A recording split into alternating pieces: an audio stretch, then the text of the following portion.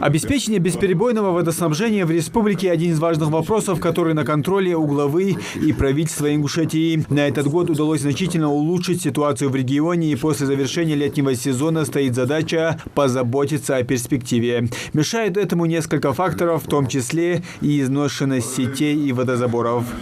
Кизлярский водозабор 55-й год, Сунжинский ГНС 60-й год, магистральные водоводы 95-й год. Соответственно, мы понимаем, да, что ветхость, она, хотим мы того или нет, она на нас наступает с вами. И тем не менее, воду мы людям должны подавать. В соответствии с поручением главы мы с вами эту ситуацию мониторим уже 3-й год. Все это в ежедневном контроле. В принципе, понятно, что полностью решить проблему можно только глобальными мерами, но по поручению главы мы с вами за счет небольших локальных мероприятий мы с вами увеличили дебит воды более чем на 5000 кубов в сутки. Это хороший результат. Мы его видим. Несмотря на аномальную жару этим летом, мы с вами, будем говорить так, в целом обеспечили людей водой. За последние несколько лет на территории республики по указанию главы Ингушетии заменены несколько десятков центробежных насосов, которые отвечают за подъем воды на поверхность. Благодаря этому и удалось значительно повысить добычу воды. Причем речь идет о тех работах, которые проведены за счет резервных фондов главы и правительства республики, а также Национального фонда развития Ингушетии. Не говоря уже о нацпроекте «Чистая вода», в рамках которой активно ведется реконструкция Альтиевского водозабора, которая позволит значительно улучшить ситуацию с водой. Но все это в долгосрочной перспективе. А вода нужна сейчас. Энаркип, Седах, Сагапши, Плиева, Гербикюрт. Вот список сельских поселений, где нехватка воды. Нам необходимо с вами наметить пути по вот этим населенным пунктам или, будем говорить так, отдельно взятым улицам. Сейчас мы получили небольшую передышку за счет предстоящей зимы. Зима с вами позволяет работать круглосуточно. Нету каких-то там серьезных морозов. Нам необходимо сегодня проработать комплекс мер, которые нам позволят следующим летом полностью или хотя бы насколько это возможно обеспечить людей водой. Я хотел бы услышать, вот смотрите, у нас сейчас расход воды упал. Так? Соответственно, по ежедневным докладам, которые у нас идут в группе в телеграм-канале, мы видим одну и ту же фразу. Сагапши и Наркипседах водоснабжение частичное. Где нет воды? Улицы называйте. Сагапшах, у нас на 4 улицах. Жабагиева, Гонголова и Южная Орджоникидзе. Так. Это Сагапши. А остальные вверх на Чухов у нас тоже улица Барца. Ну там на подъеме лежит. Туда, если насосные поставлены, не подадут.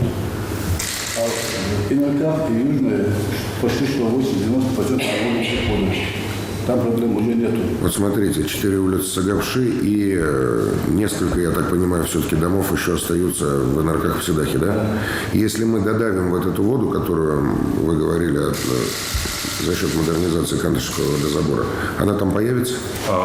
Тимур Ильич, вот мы модернизируем вот это водоснабжение, вот первый подъем и второй подъем. Второй подъем, там сегодня в атмосферном, который мы подаем, там 95 атмосфер, то есть 9,5 атмосфер, это мы его будем доводить до 20 атмосфер. За счет этого мы уже, как специалисты, уже нам проработали вот этот проект. Должно дойти, вода должна дойти до этого населенного пункта, который у нас сегодня расположен на возвышенности. То есть это всегда Наркей и Сагапши. Возникает другой вопрос. А ветхие сети с таким объемом воды справятся или нет? Вы озвучили, что поднимете давление до 20 атмосфер. А риски порыва старых магистральных трубопроводов как подумали? Да, мы над этим тоже подумали.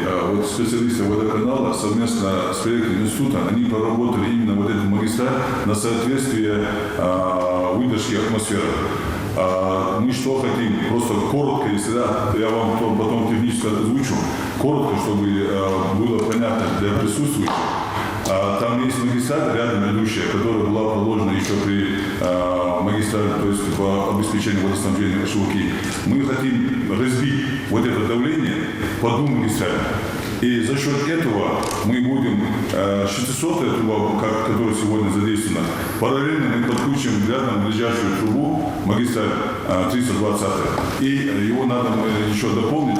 И за счет этих двух магистралей мы сможем подать эту воду в том атмосфере. Давайте тогда по Малгобекскому району подытожим немножко. Значит, сколько вам нужно времени на то, чтобы завершить работы по модернизации Кантышевского водозабора? Чтобы окончить модернизацию, месяца 2-3 нужно. Давайте так. У нас с вами небольшая передышка, как я уже сказал, до весны есть. Значит, цель предельно простая. До Нового года завершить полностью эти мероприятия. Хорошо. В этот срок необходимо не просто закончить стройку, но и узаконить, разработать всю документацию на то, чтобы эти объекты поставить нам на баланс. Другой населенный пункт, где уже не первый год в летнее время нет воды, это Плиево. В основном страдает северная часть селения и район новостроек. Проблем здесь несколько, в том числе ветхие сети, малый объем воды и большой разбор. Многие в жаркий период поливают огороды, моют дворы, в то время как другие даже на бытовые нужды воды дождаться не могут. Чтобы подать всю воду, мы пришли к одному мнению, что сегодня надо заполнять накопители, которые у нас стоят на 12 площадках. Так это будет? Сегодня мною даны поручения водоканалу, они непосредственно этим уже 2-3 дня уже занимаются этим. Мы что будем? Параллельно подается водоснабжение с Магазской насосной станции, с Артиевского водозабора. Параллельно подается водоснабжение в сторону Плиева, Гамузиева, Барсука.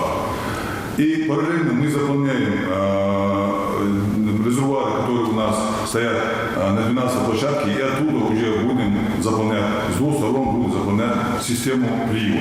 Если так эти работы не проводить, в сегодняшней ситуации там других путей нет. Так это было? Поэтому я думаю, просто сегодня из-за аномально жаркой погоды, которая разбор воды был населением большой, в связи с этим немножко система пустая стоит, но потихоньку мы заполняем всю эту систему, и в течение этой недели, я думаю, водоснабжение Плиева нормализуется. Так, давайте так. Это у нас с вами краткосрочное мероприятие. То есть, если вы берете срок неделю, прошу эту неделю в протокол, потому что нам с вами по окончанию этих мероприятий надо понять, заработала схема или нет. Правильно? Да. То есть, мы должны получить какую-то обратную связь от муниципалитета. Опять же, у кого есть вода, у кого нет. Потому что, как я уже сказал, мы в любом случае с этим столкнемся следующим летом. И нам необходимо за зиму понять, сработало, не сработало. Если нет, то что еще, будем говорить так, малыми затратами мы можем для этого сделать. Потому что все потребности закрывать за счет водовозок, у нас просто не получится. Также нехватка воды и в сельском поселении Гейрбек-Юрт. Если в Плиево она идет с перебоями, то здесь ее нет вообще. Чтобы подать туда воду, на сегодня нужно заменить участок водопровода. А для этого придется на пару дней отключить воду для жителей Малгобека и Малгобекского района. Эти работы планируют провести за 2 дня. Здесь этот срок срывать нельзя. Ни в коем случае. Это один момент. Второй момент. Я так и не услышал. После этих мероприятий, которые мы за 2 дня проведем, вода в Гейрбек-Юрте появится или нет? Появится. На совещании также говорили и о подвозе воды. Для этой цели по указанию главы Ингушетии Махмуда Али Калиматова республика закупила 14 автоцистерн. Жителям республики, где есть перебои с водоснабжением, достаточно оставить заявку в местной администрации, чтобы им бесплатно привезли воду. Муслим Ганиев, Ахмед Горбаков, Новости 24.